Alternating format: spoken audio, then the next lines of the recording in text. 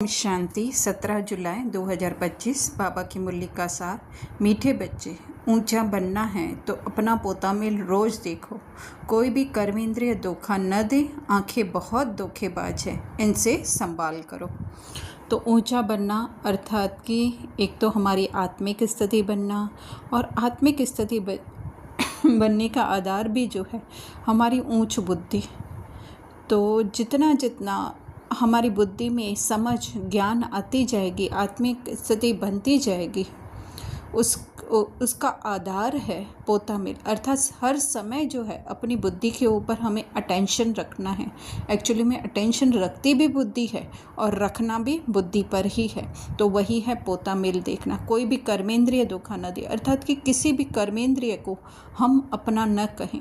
वो कैसे, वो थोड़ा सा हम आगे चल के समझेंगे। तो आंखें आखिर की क्योंकि ये जो आंखें हमें दिखाती हैं उसी को ही हम सच मान लेते हैं। वो उतना सच नहीं है जितना कि दिखाई देता है। उसके पीछे के सत्य को हम जानें। तो इसीलिए बाबा कह रहे हैं आंखें बहुत धोखेबाज है ना, कि ज़रूरी नहीं है इन दो आँखों से जितना दिखाई दे रहा है, जो दिखाई दे रहा है वो सत्य हो। तो इसके लिए इसकी संभाल, अर्थात कि इसको देखते हुए भी जो है आँखों के सामने जो दिखाई देता है उसको देखते हुए भी जो है अपनी बुद्धि द्वारा हमें जज करना है, वही है संभाल करना। प्रश्न पूछ रहे हैं बाबा, सबसे बुरी आदत कौन सी है, उनसे बचने का उपाय क्या है? उत्तर, सबसे बुरी आदत है जबान का स्वाद। कोई अच्छी चीज़ देखी तो छिपाकर खा लेंगे। छिपाना अर्थात चोरी। चोरी रूपी माया भी बहुतों को नाक कान से पकड़ लेती है। इससे बचने का साधन, जब भी कहाँ बुद्धि जाए तो खुद ही खुद को सजा दो। बुरी आदतों को निकालने के लिए अपने आप को खूब फटकार लगाओ। तो स्थूल रीति से अगर हम समझेंगे स्वयं को, ये प्रिया पूजा प्रदीप प्रमोद समझकर हम जितनी भी हमारी कॉन्शियसनेस रहती है, अगर उसी कॉन्शियसनेस से हम रहेंगे तो हमको कोई भी चीज़ जो है आकर्षित कर सकती है ना। तो इसके लिए बाबा कह रहे हैं खुद को सजा दो। अर्थात यहाँ पे सजा देने का ऐसे अर्थ नहीं है कि हम शुरू के लेवल पर जो है जब हम एक भक्ति मार्ग से आए हुए होते हैं तो हम क्या करें, खुद को उस चीज़ से, मतलब अपनी बुद्धि को जो है उस चीज़ से दूर रखें। लेकिन एक लेवल तक इतना हम पहुंच जाते हैं कि फिर वो भी जो है हमारा कहें ट्रिक काम नहीं करती है ना। तो जितना फिर अगर करने के बाद अगर हो भी जाता है ना, क्योंकि 5% हम में से बच्चे ऐसे भी हैं जो ज़बान का स्वाद रखते हैं या उससे भी ज़्यादा रखते होंगे। लेकिन वो भी क्यों हो रहा है? क्योंकि हम स्वयं को ये रोल समझ रहे हैं। तो फटकार लगाना अर्थात कि स्वयं को उस आत्मिक स्थिति में जो है हमें डुबो देना है।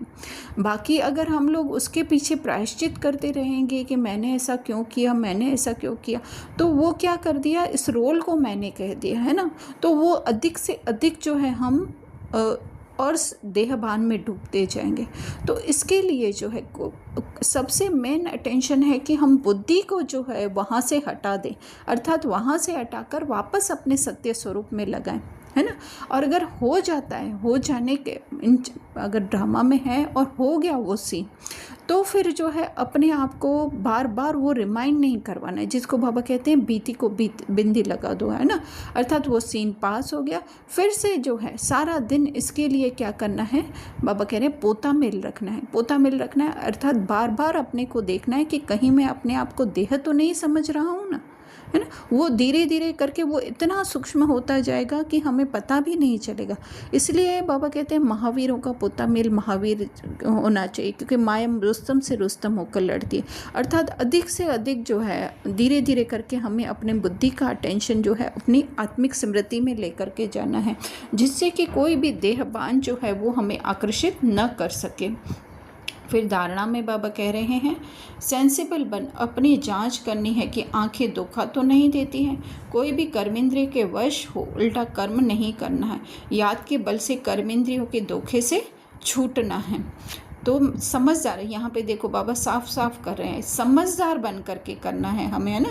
कोई भी कर्म जो है उस समझ से, जो बाबा ने इतना अच्छा हमें ज्ञान दिया है कि तुम ये शरीर हो ही नहीं, तुम आत्मा हो, और आत्मा कभी भी कहीं पे आकर्षित नहीं हो सकती है, ना उसको कुछ अच्छा लग सकता है, ना वो किसी को बुरे का लेबल दे सकती है, ना वो खाती है, ना वो पीती है, पर वो जस्ट जो है एक ऑब्जर्वर है, एक साक्षी दृष्टि से देखती है।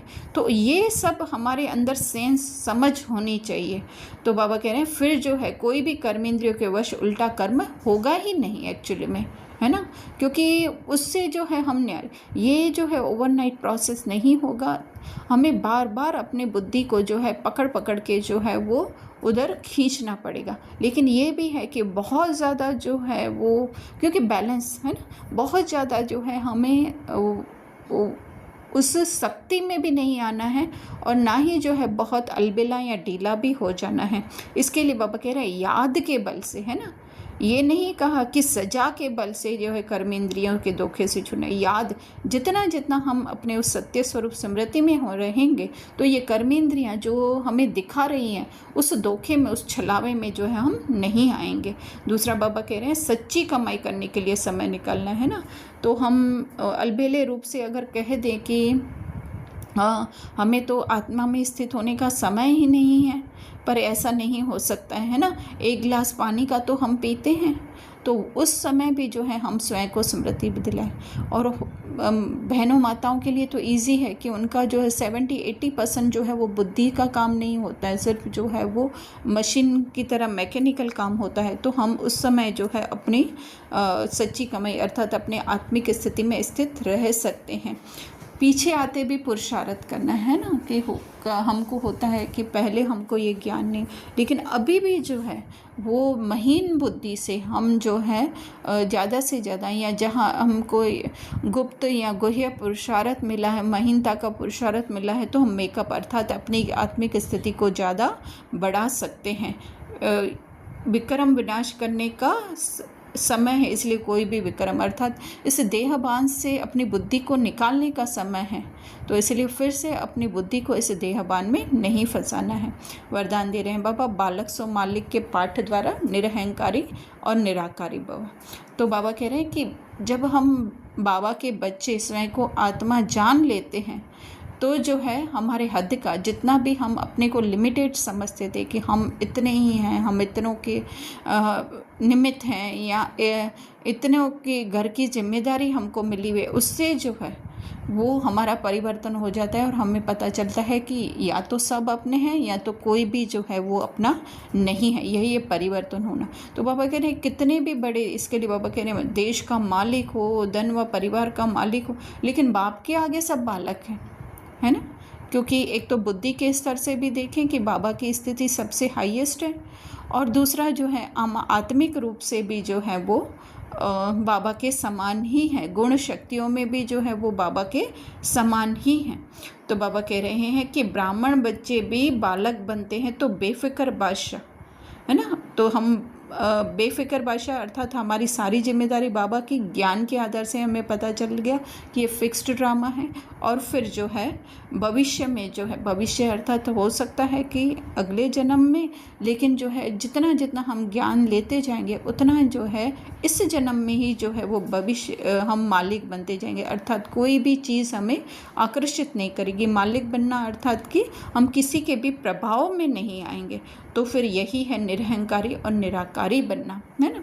तो जितना जितना हम इतने अपने देह से जो है अहंकार अपना भान मिटाते जाएंगे, और वो दोनों साथ में होगा प्रोसेस, निरहंकारी और निराकारी, है ना, कि हम बान मिटाते जाएंगे और आत्मिक स्थिति निराकारी स्थिति में स्थित हो जाएंगे। तो यही बाबा कह रहे हैं माया से, है ना। माया आती ही कहाँ है? देह में। जब हम स्वयं को देह ही नहीं समझेंगे तो माया से बच जाएंगे। स्लोगन प्रसन्नता ही ब्राह्मण जीवन की पर्सनालिटी है, तो सदा प्रसन्न चित्त रहो, है ना। तो प्रसन्न चित्त कौन रह सकता है? जैसे वरदान में बाबा ने कहा जो बेफिक्र होता है ना।